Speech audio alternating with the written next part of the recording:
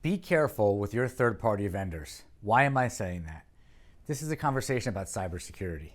I'm going to share a story with you, but first I want to introduce myself. My name is Matt Rosenthal. I'm the CEO of Mindcore Technologies. Been in IT and cybersecurity for over 20 years now, and I thought it would be valuable to share a story of an incident that happened this week. So what are we in? It's August 4th of 2023. We had a call from a client a few days ago, and that client had what they believed was a breach. They weren't really sure. Apparently, there were thousands and thousands of dollars moving out of their bank account and going to somebody through Payroll who was not on the payroll. This person didn't exist, but they weren't sure. So we handle all of their IT. Soup to nuts, we do everything for them, including cybersecurity. So of course, when we got the call, we were concerned, but we were also a little confused because we have everything in place, every proactive measure in place for this firm. And so if there was a breach or if there was something going on within their network, and they're a very large organization, they're a HIPAA compliant company. So when we get this call, we were really concerned. So we do a deep dive to find out if there's anything that we could see. How did these people possibly get into their payroll system? Because that's what we're talking about. So it turns out that it had nothing to do with their internal systems. It wasn't their internal network, it wasn't their email systems, it wasn't their computers, it wasn't their home computers, it wasn't any of that. In order for us to determine that, we had to do a pretty deep dive audit and do some assessments and some testing, and we were relieved actually to know that everything we had in place was working and that nobody was able to get by us, right? Well, here's what happened, and here's what it turns out is actually happening. And again, I have a call with the FBI and the police department on Monday from what I was told today, because they're trying to figure out what happened.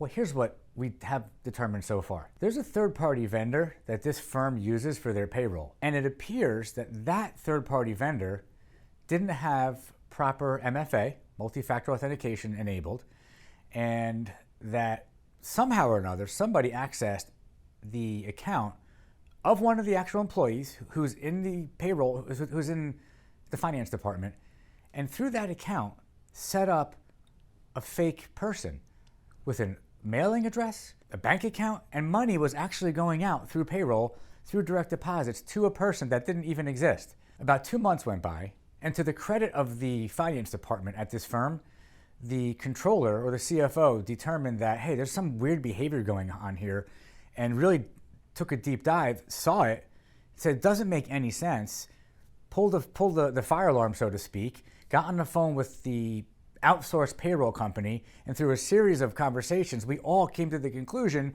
that it had to be done through the payroll company. So the payroll company gives us all the IP addresses, the locations that the logins were happening from. We tracked it down to 6 different cities around the US within a week.